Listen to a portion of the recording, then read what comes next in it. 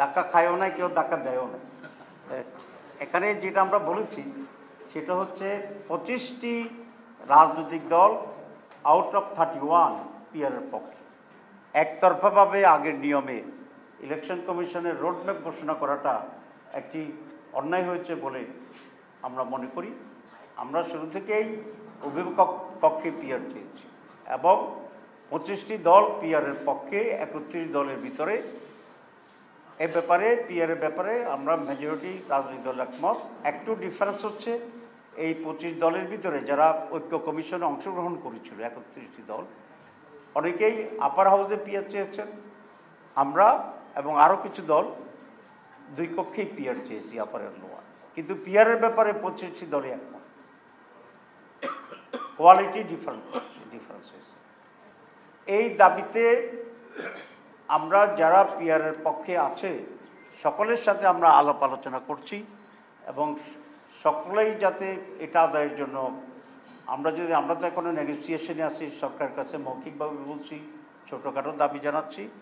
যদি সরকার এই বিষয়ে কোনো সিদ্ধান্ত গ্রহণ না করে, আলাপ আলোচনার জন্য আমাদের আহ্বান না করে, তাহলে ধীরে ধীরে আমরা জনগণের পক্ষ হইয়া ময়দানে এটার প্রতিনিধিত্ব করব। কত মানুষ এটা চায় সেইভাবে আমি কর্মসূচি নিচ্ছি আস্তে আস্তে এবং সকলের সাথে আমাদের যোগাযোগ হচ্ছে।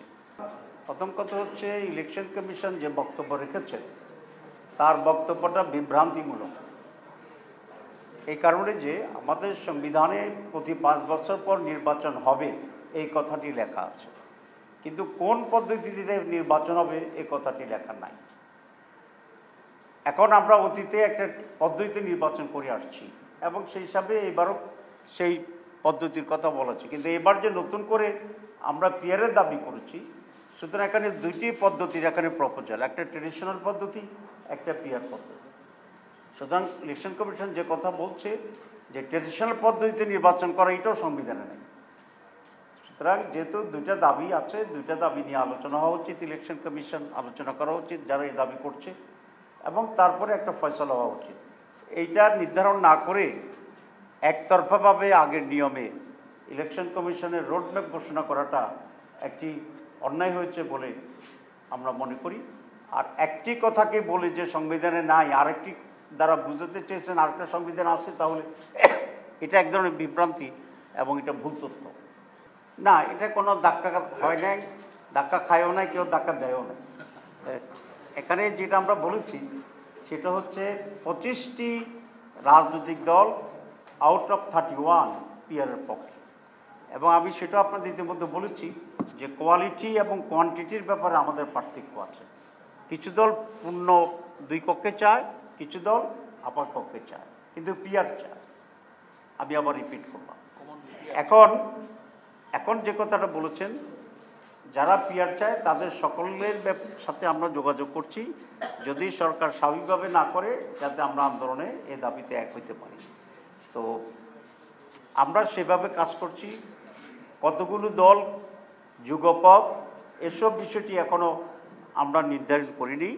যারাই এখন ইতিমধ্যেই এই নিয়ে কর্মসূচিতে একমত হয়েছেন, আমরা তাদের মতো করি, প্রত্যেকে তার নিজ নিজ জায়গা থেকেই তারা কর্মসূচি করছে। এখনও এটাকে আমরা যুগপথ বলতে চাচ্ছি না, এটা সেরকম কোনো সিদ্ধান্ত সেরকম হয়নি। কিন্তু যেহেতু দাবি এক, প্রত্যেকে তার মতো করেই আন্দোলনে নামবে, বক্তব্য রাখবে, এটা প্রত্যেকটি দলের নিশ্চয় একটি আছে।